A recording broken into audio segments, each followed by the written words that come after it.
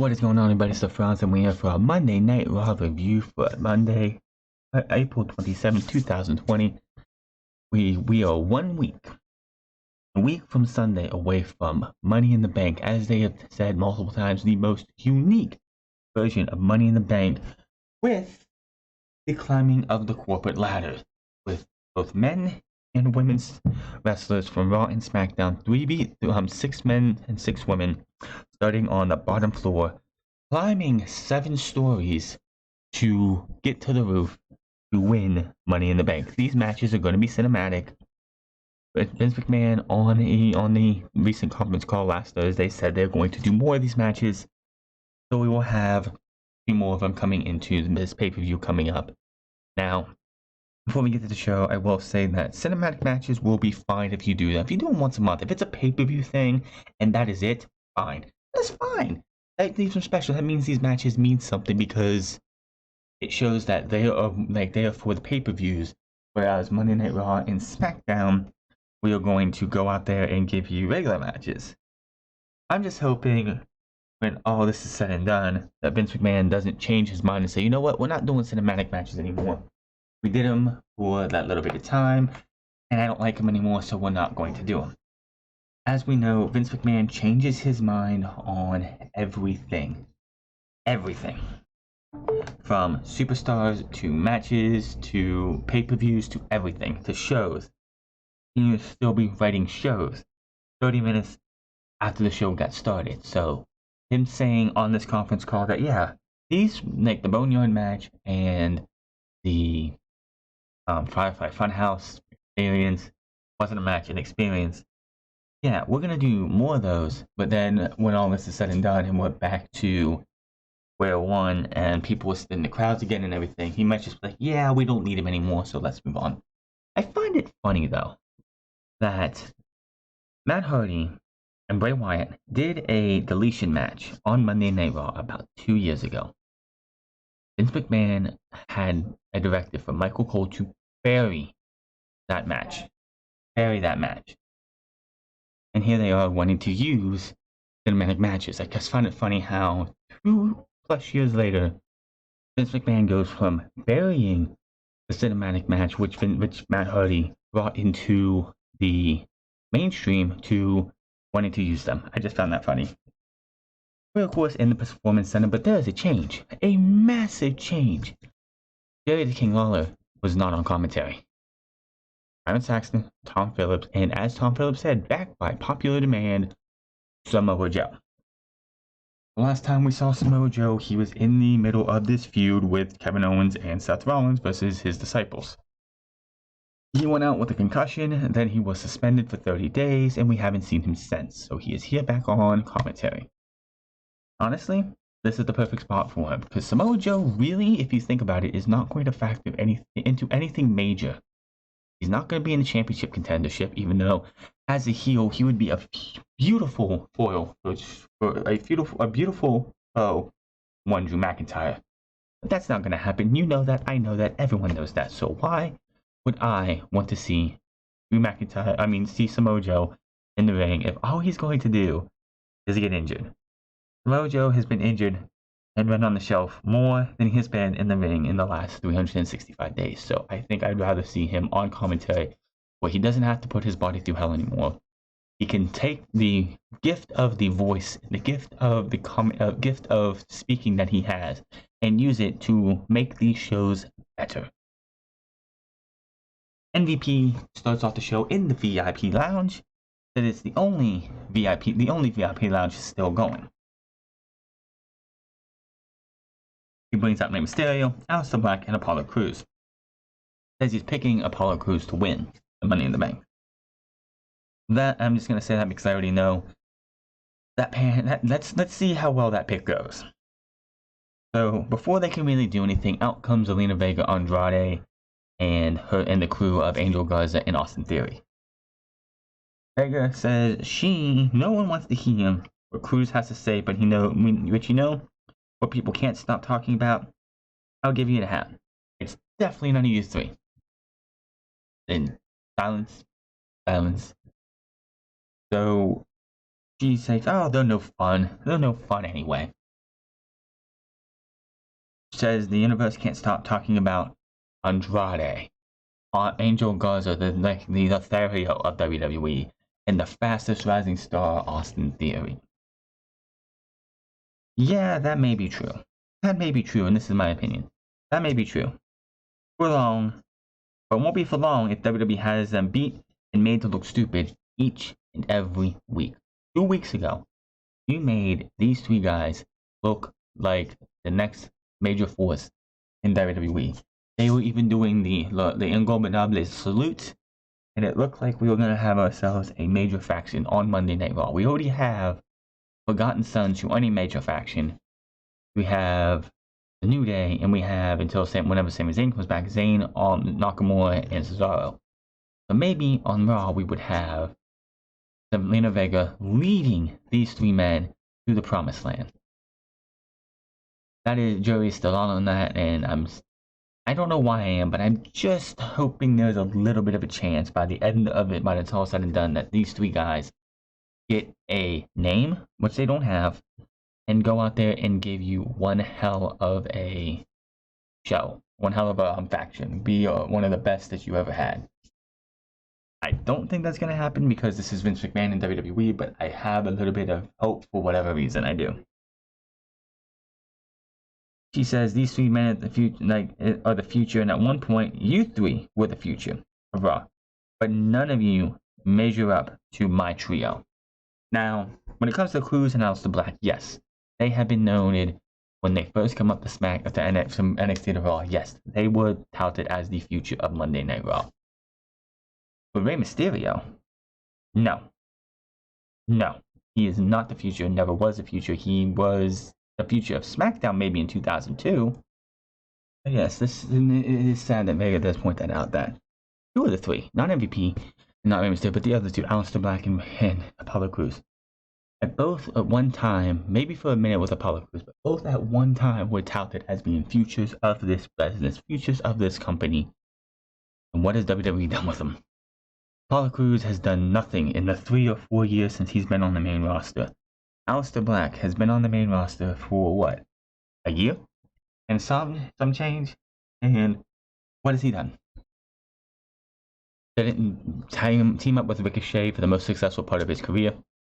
Sit in a room for a bit on SmackDown asking for people to knock on the door to pick a fight with him.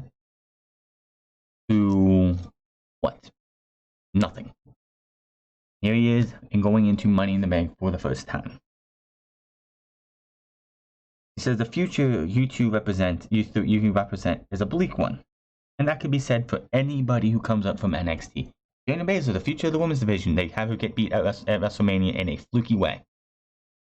Austin Theory, future of WWE, if he would have had his time in NXT, he's going to be buried bottom of the card by the end of this year.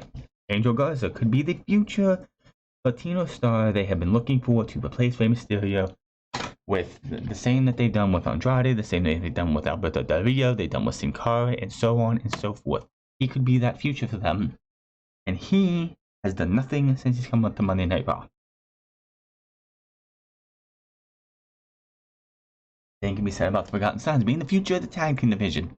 Same with the Viking Raiders, same with the Street Profits, same with Aleister Black, Ricochet, Cedric Alexander.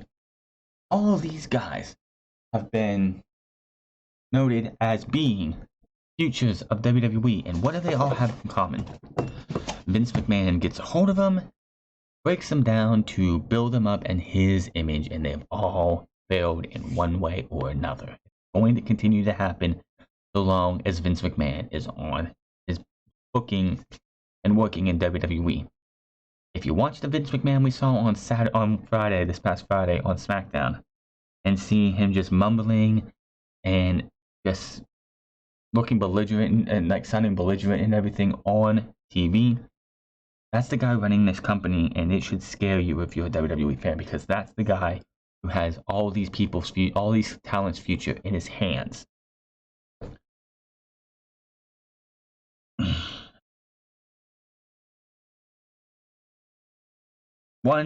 She continues with one, where the Money in the Bank contract resides other than Raw. They make their way to the ring, kicking down the red velvet rope to the VIP lounge. This, of course, by this time I'm like, this is leading to a 6-man tag match, isn't it? But doesn't have to be that way. You three just need to do what's right, and you need to do what's best for Raw and allow these three to take your place in Money in the Bank. MVP is about to talk when Rey Mysterio grabs the mic and says, "You think we're gonna just give up our spots just like that?" It's just like that. And he's like, I got this vibe that you've come here for more than just to pick a fight, just a vibe to pick a fight with us. Mic drops, they start brawling, all three men brawl, and Vegas team is all removed from the ring, and we go to commercial break. Back from break, we have the Vegas trio versus Ray, Black, and Cruz. And I could give two shits about this match. It's another 6-man tag match because Vince McMahon and company cannot think of anything better. So, he had a decent match out of it. Cruz picks up Andrade, hits him with his powerbomb, 1, 2, 3, and he wins the match. So Apollo Crews pinned the United States champion because champions lose on Monday Night Raw on free TV. Other than the two on your screen right here, which almost never lose a match, if you're anybody else on Monday Night Raw and you're a champion, most times out of none you're losing in a non-title match. It's just WWE's rhetoric. You have to lose, and that's all there is to it. As we know, last Friday was a moment of WWE doing a the 25 years of Triple H. So on last night's Raw, they did the top 10 moments in Triple H's last 25 years. Number 10 was the new DX forming after WrestleMania 14 when Shawn Michaels took his ball and went home after being injured. Then Triple H taking the reins of DX, bringing in X-Pac, rechristened X-Pac, Billy Gunn, and Road Dogg, the New Age Outlaws, in China, of course. 9, when Triple H beat Sting at WrestleMania 31, and the DX and NWO getting involved. Why didn't they do this on Friday? I still look back at that match with DX and NWO interfering in what was a pretty good match, I cannot lie. Triple H versus Sting was not a bad match. It wasn't a great match, but it was a decent to good match. And then the shenanigans of DX and the NWO getting involved, even though why the NWO was helping one of the biggest rivals in WCW just to have WCW versus WWE one more time. And then the last thing you hear from that is Cole saying, after all these years, it's finally been buried. It's finally been put to bed. I'm like, WCW was put to bed in 2001. It's not our fault that Vince McMahon can't stop obsessing over beating the WCW. And years later, making a fool out of him. 14 years after they went out of business, making a fool out of WCW again and again and again. Now, they would do these things throughout the night. They didn't do it all in one countdown. Back to the PC, and we see Andrade and Vega. They're shouting at each other. They're like having an argument in Spanish. Charlotte Caruso comes in asking what happened in that match. Andrade says, "What happened? What happened? My partners let me down." But none of these guys, Rey Mysterio, Aleister Black, and Andrade, and Cruz, of course, could beat me for this title 1-on-1. They walk off. We have this group. They started a couple weeks ago when Austin Theory was brought up to wrestle for Andrade at WrestleMania because of a rib injury. So when WrestleMania was over and we have this come back, we have a 3-man group. And we already have dissension in the ranks. I said it last week, give it time, see what happens, and already WWE has pulled the plug on this entire group. It looks like this entire group is done. They're going to just bury it and end it because Vince McMahon didn't like it for some reason. Here's the problem with Vince McMahon bringing in new talent like this. Bringing in and starting a new group like this. A group that hasn't really been established. When there's no crowd to gauge how well this group does together, how are you going to be able to sit there and tell me how good this group's going to be if you don't have a crowd to judge it? These guys coming out to zero crowd for whatever reason, because of what's going on, isn't going to bode well for this group. So they're done, they're dead, they're buried. They're not going to be a group probably after this week. That was probably it. The group probably dissolved this week when you have Zelina Vega and Andrade sitting back saying, my partners let me down. And Andrade was in a match again later in the night with Apollo Crews. Austin Theory and Angel Garza were nowhere to be found. So that tells me that this group is done.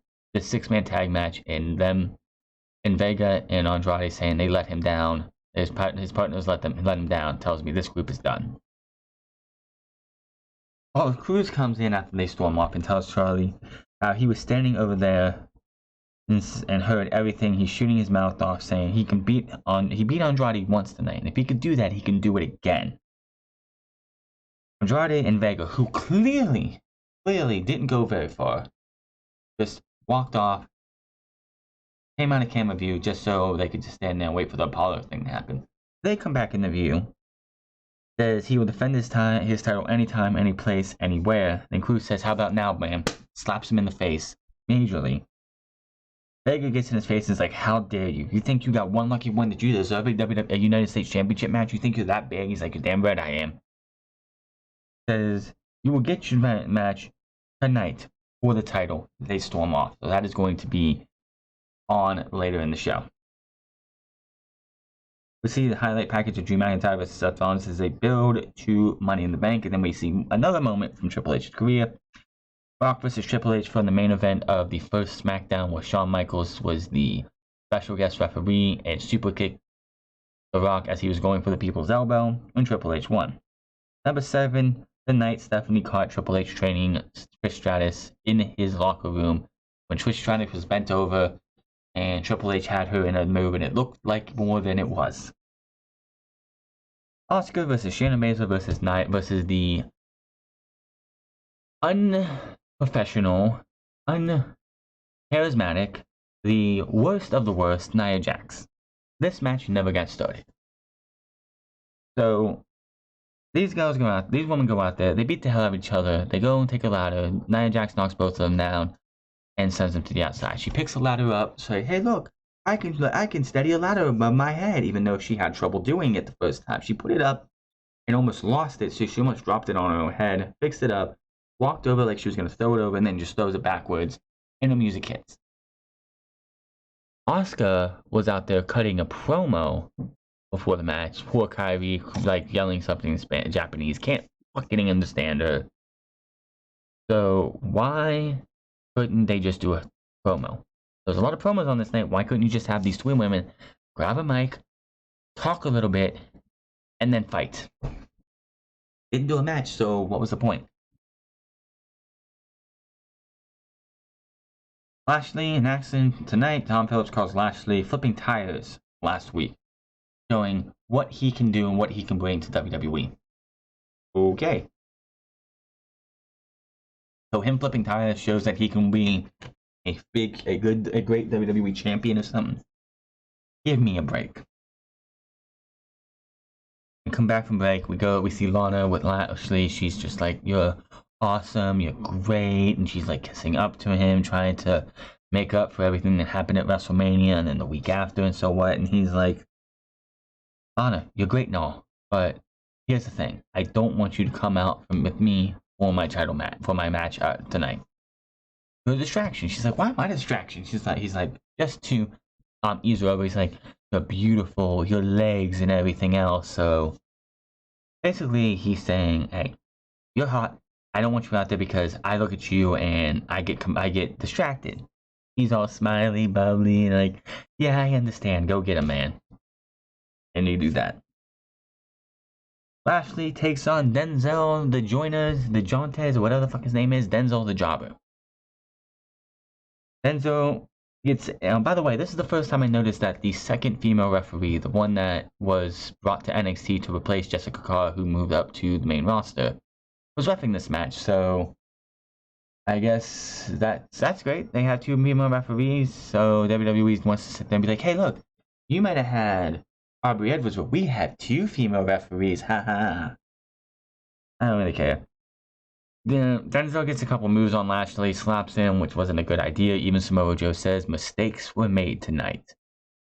Lashley gets him, hits the spear, 1, 2, 3. Lashley wins. Moving on. We see highlights of Liv Morgan versus Ruby Riott from last week, and we're getting that match again. Why? Why are these two facing off again?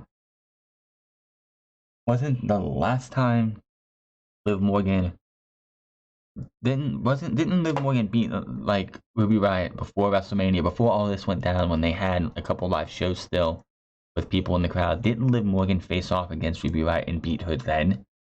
Then she beat her last week. What is there to prove in this match? Liv Morgan has beaten Ruby Riott every single time, so why should we as fans care? So, the only thing special about this match is that Ruby Riott hit the Riott kick. What did they do? Did Ruby Riott win this match? Did Ruby Riott get revenge and even the series up for the last 2 weeks? No. Liv Morgan kicked out of a Riott kick. A move that Ruby Riott has beaten pretty much everybody she's gone up against with.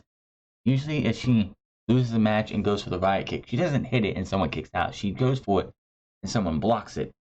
Hit the Riott kick, 2 count. Liv Morgan hits the mid-rope flatliner, which they're calling Oblivion, for the 3. And Liv Morgan beats Ruby Riott. Why did this match have to happen again? Iron Saxon in the ring asks Liv, is this the start of a new chapter in her life? Liv says she's gone through many chapters and still more to come, but most people, like my age, which, how old is Liv Morgan again? She's like, what, 20-some years old? She is trying to figure out who she is. Just like everyone her age. So Liv Morgan sitting there saying, I need to figure out who I am, and I'm confident I can figure out who I am. Iron Saxton says, thank you, congratulations, and moves on from there. Yeah, so Liv, of course, still young as she is. By the way, did you know her last name is Daddy-O? That is a really crazy last name. I can see why you wanted to go with Morgan for your name. But, yeah, 25 years young, and yes, at like 25, I guess you're still trying to figure out what you're trying to do. Hell, I'm 30, and I'm still trying to figure out what to do in my life. More Triple H moments, and then we go to one moment at a time with 1997 winning of the King of the Ring. We hear from Jax, and this was pathetic. She was told that people were talking about her actions from earlier in the night. She said, my actions? What are you going to do about my actions, Charlie? Nothing. What is Asuka going to do about my actions? Nothing. I'm sure if Asuka was let loose and allowed to do what Asuka can do best, what she can do as Kana, Nia Jax, you wouldn't be saying she couldn't do nothing about your actions, because she would break your arms, your legs, and make you eat them. What is Shayna Baszler going to do about my actions? Nothing. Again, if Shayna Baszler was allowed to let loose and be Shayna Baszler, she would break your arms and beat you with them. So you just sit there and say, oh, there's nobody can do anything about my actions.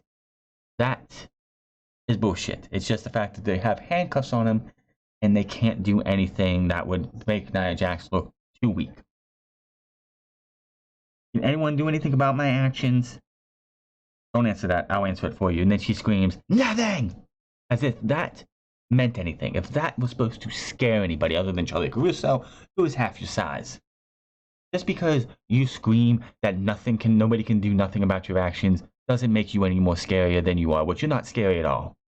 Again, as I've said, she is unprofessional, she is pathetic, she should not be in the ring, she should not be in the WWE, and she's only in the position that she is because she's related to The Rock. I guarantee you, if you had somebody her size and her recklessness in WWE, and they do and hurt people just as much as Nia Jax did, they would have been fired years ago. It's the fact because she's related to The Rock, and they don't want to fire somebody who's related to The Rock unless they desperately have to, because they don't want to piss off The Rock and make The Rock feel like he can't come back to that. Like, basically, and this is the thing that makes no sense to me. The Rock has come out and said that Nia Jax needs to go out there and earn her stripes, do what she can in spite of being related to him.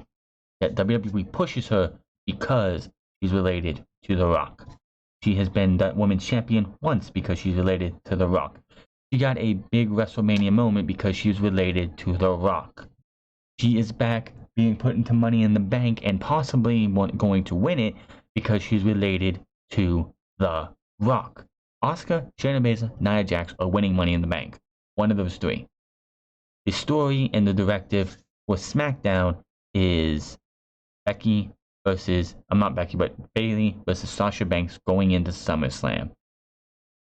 Lacey Evans and Dana Brooke and Mandy Rose or Carmella have no fucking shot. If you look at the field for the Women's Money in the Bank ladder match, Raw has Nia Jax, Shayna Baszler, and Asuka. SmackDown has Lacey Evans, Dana Brooke, and either Mandy Rose and Carmella. Out of those 6 possibles, out of those 7 women, the Raw side looks way more stronger than the SmackDown side. I'm just saying, that's just me. Again, terrible promo. Woman doesn't need to be on TV. She can't cut a promo. Screaming at the little Charlotte Caruso to try and scare her. Because you think screaming does something, does absolutely nothing, but makes you look even worse. The Viking Raiders, hard off their horrendous carpool karaoke crap from last week, back in the bag, with their gear on, ready to cut a promo the way the Viking Raiders should be cutting promos. And I just love this opening line. Those who fail to learn from history are doomed to repeat it. Just explains Vince McMahon and WWE to a T. Roman Reigns' career to a T. Money, everything that has to do with Brock Lesnar to a T. You can take any bad decision that Vince McMahon has done over the last 10 years, and you can go out there and say this exact same opening line. Those who fail to learn from history are doomed to repeat it. So, Street Profits, what does that tell you about your title reign? Now, you're a good tag team, among the best, but our shared history tells the truth. You won the NXT Tag Team titles after we relinquished them. You won the Raw Tag Team titles after we were injured and couldn't compete. You've been beaten. You've never beaten You've never beaten us. Every time you've risen to the top has been because we're not around. Because every time you get in the ring with us, every time you get into the ring with us, we beat you. You may have the Raw Tag Team titles. The world may have called you champions, but we know the truth. As long as we are around, you will only ever be second best. We dare you to prove us wrong because we want smoke. Pretty good promo compared to what they were doing last week. I don't know. I'm hoping Vince McMahon saw that because I think last week's Raw was live. I hope Vince McMahon saw that and was like, ugh. Well, that was the worst thing I've ever seen in my life. Kill it. Back to Viking Raiders as we've seen. This is how the Viking Raiders should be. Oh boy. Oh boy. It's been a while. It's been about, 9-10 months? But he's back. The Modern Day Failuraja is back. The Modern Day Failuraja. Jinder Mahal is back. But first, we get the 5th moment from SmackDown. November Saudi from Triple H's thing from SmackDown Saudi show when they invaded the SmackDown after Saudi Arabia last November when NXT invaded. Then the Hero Tozawa versus the Modern Day Failuraja. Now, WWE has this directive. Sheamus just made his return a couple months ago. Not once did Greg Hamilton ever say the former WWE champion, Sheamus. Jeff Hardy, when he makes his return, they're not going to say the former WWE champion, Jeff Hardy. When Roman eventually comes back, they're not going to say the former WWE champion, Roman Reigns. So why does Jinder Mahal come back and the first thing that I hear out of Mark Rome's mouth is, and his opponent, the former WWE champion, the Modern Day Failuraja, Jinder Mahal. Someone explain that one to me. Somebody fucking explain that to me. Are they seriously going to try and push this loser again? How did that work in 2017? I mean, yes, as I said earlier, as I said before, and time again, Drew McIntyre as WWE champion is at a point in WWE right now where they have nobody but Seth Rollins. Mojo injured or whatever they're doing with him, he would be perfect for Drew McIntyre. There's no other big name. Kevin Owens is not around right now. I think he's not going to be back until this entire thing blows over. It's like they have Seth Rollins and then Jinder. And you cannot tell me that WWE is not thinking of doing a 3MB versus a 3MB clash between Jinder Mahal and Drew McIntyre at possibly SummerSlam. This match was boring. This match was lame. Not Drew McIntyre, but Jinder Mahal still looks pathetic. It's the Colossus, which, by the way, is the same finisher that, to a point that Ted DiBiase Jr. used when he called it something else. I can't remember what it was called. And that one looked better than what Jinder Mahal has ever done with the Colossus. The Colossus looks like shit. So he hits the Colossus, wins. The Modern Day Failuraja continues on. Andrade and Vega again arguing when Charlie wants to get butts in for the question, but Vega's like, hell no. You ain't asking him a direct question ever again. The next time you want to ask, you go through me. And they walk off. Angel Garza comes in after they're gone. He all smiles. Charlie looks back at him. She has this big, huge smile of like ecstasy on her face. Like she is just so proud and happy to see this guy. He flirts with her, wants to know if they can get some private time together sometime. Hands her over, she's happy, and they move on. You gotta WWE. Does WWE really forget that we know that even back in December when he was cruiserweight champion, he beat Leo Rush for the championship. That Angel Garza, on the night he won the championship, stood in the middle of the NXT ring, brought his girlfriend in, and proposed to be married to her. Said yes. And now they're supposed to play him off as this ladies' man.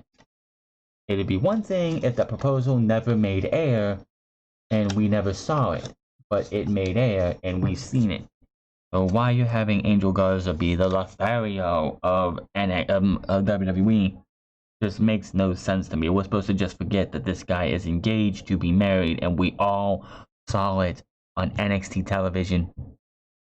Even if you watch it the next day, you still saw it. Fourth Triple H moment, HBK and him mocking the McMahons, which was just what they would like to do back then. Andrade versus Apollo Crews for the United States Championship. I hate this still. They did it with the tag team champions for the women on SmackDown. They did it tonight as well. Why are your champions coming out first for a title match? Champion always comes out last. The biggest overlaying feature of this match, and this match went a good while, is that Apollo Crews went for a moonsault off the apron as he does, and he missed, but he tweaked his knee, and from then on, Andrade just beat the brakes off of his knee, just continued to kill this guy's knee. Then it came down to the finish as Apollo Crews goes for a frog splash. Andrade moves, he lands on his feet, tweaks his knee again, is down. He is clutching that knee. He is hurting. He's like hurting so badly. Just cannot get up. Referee says, you know what? That's it. Rings the bell. Andrade wins by referee stoppage due to a leg injury. Due to Apollo Crews unable to continue due to leg injury. Good way to end the match. Neither man gets pinned. Unfortunately for Apollo Crews, this does write him out of the Money in the Bank ladder match. Of course, this has been touted as being a work, so he's not really injured. but in kayfabe, he is injured. He's out of Money in the Bank. So I have a feeling next week it's going to be MVP versus Murphy versus Apollo versus who was the other one? Versus Austin Theory, with the winner getting Apollo Cruz's spot in Money in the Bank, or they'll do some kind of battle. Well, you can't do a battle royal, but more than 10 people, I guess. But yeah, triple threat match for the right to make it into Money in the Bank. That's where I think they're gonna go.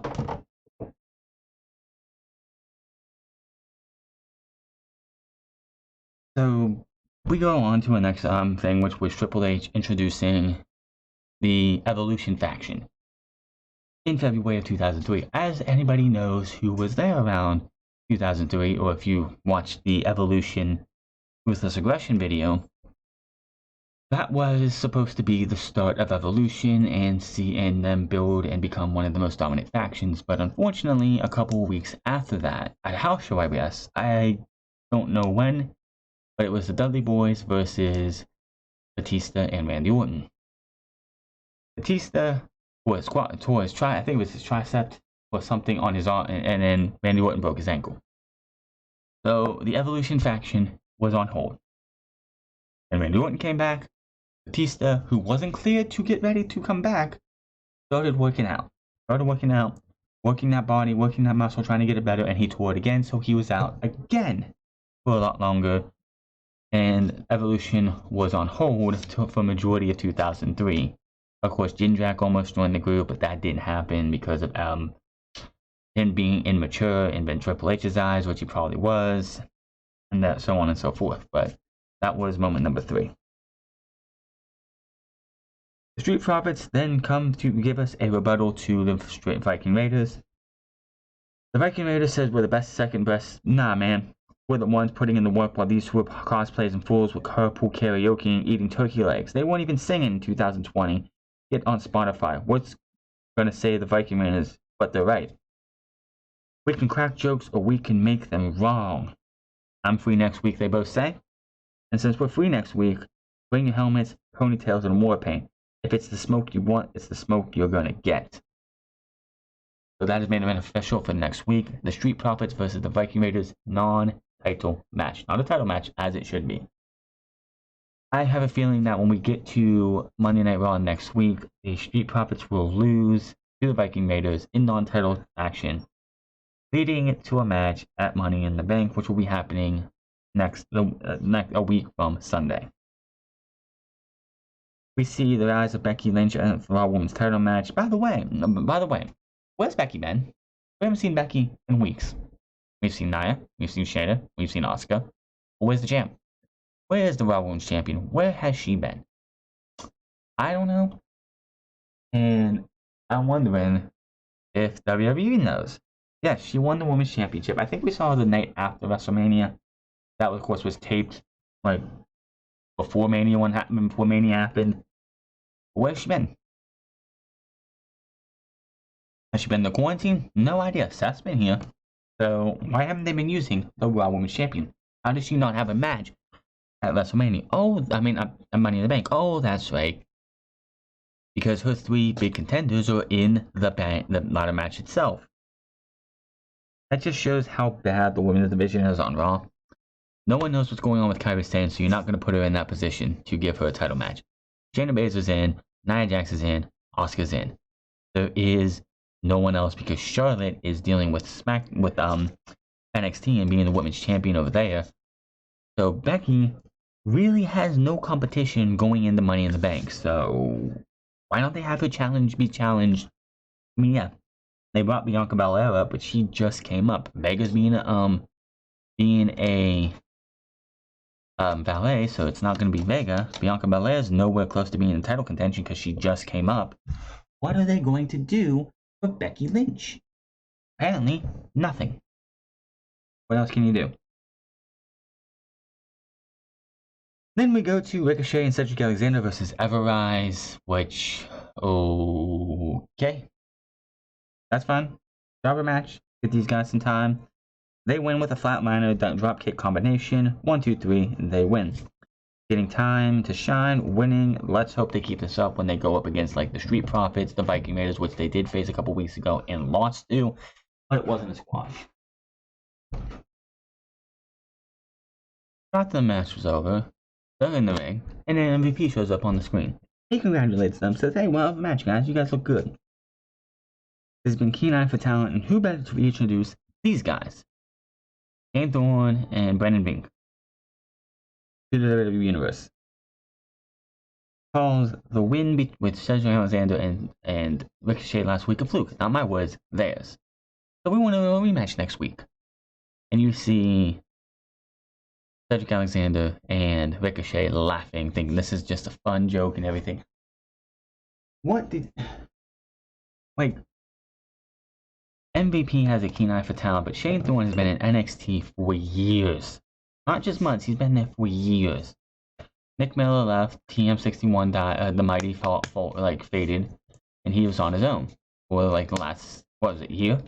Nick Miller left, what, a year ago from NXT? So Shane Thorne's just been doing nothing. And now I'm supposed to take this guy seriously because he's teamed up with MVP? Yeah, right. Number 2 for Triple H was a DX invading WCW. And then we see the aftermath of Apollo Crews' injury, debilitating injury from his match with Andrade. And he's limping on crutches, and the guy looks like he's about to lose it. He's about to cry many, many tears because of what's going on. So somebody thought it would be a good idea to have Charlie Caruso walk in and be like, "Oh, I'm so sorry, Apollo.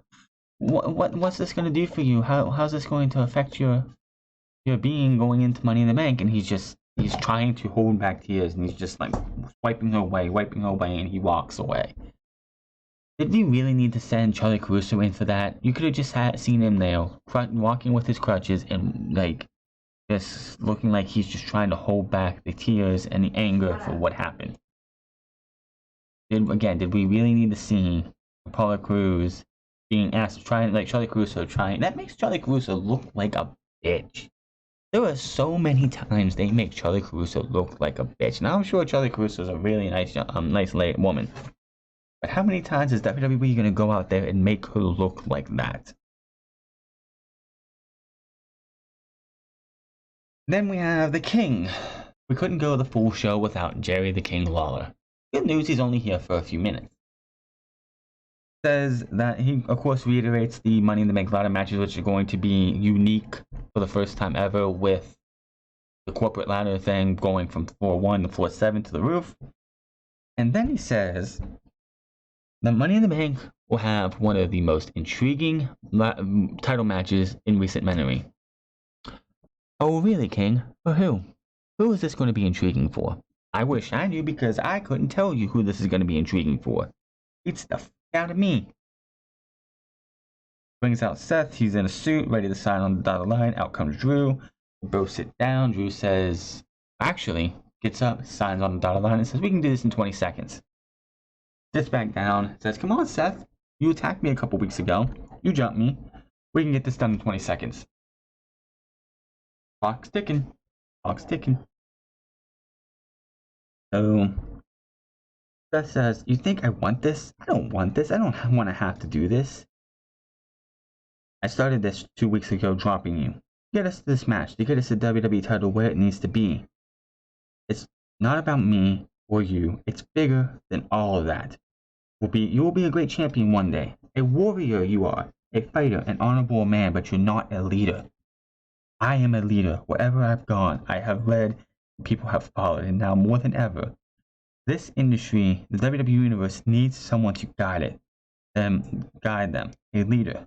And one can be a light, leader, and can be a light in that darkness to suffer.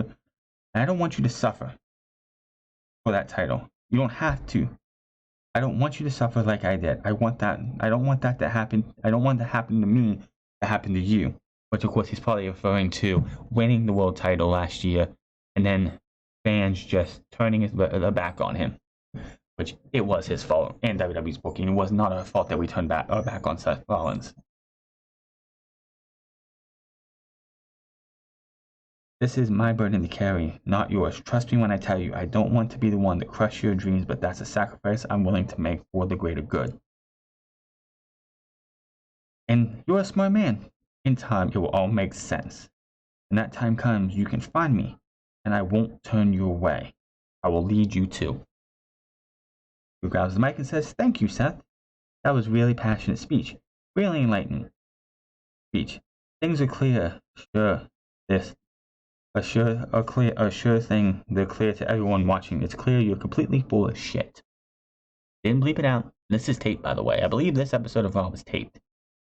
Didn't bleep it out. We've even had curse words on live shows of Raw, and they bleeped it out, but they didn't bleep it out. Where exactly are your followers? I'm sure that charming personality didn't scare them off. The fans turned on you. But it wasn't Seth's fault. It's never Seth's fault. I don't know what this is about. I do know one thing. I will not let you win under any circumstances. I will give you some advice though. One, which you should have taken this advice last year. Shut your mouth.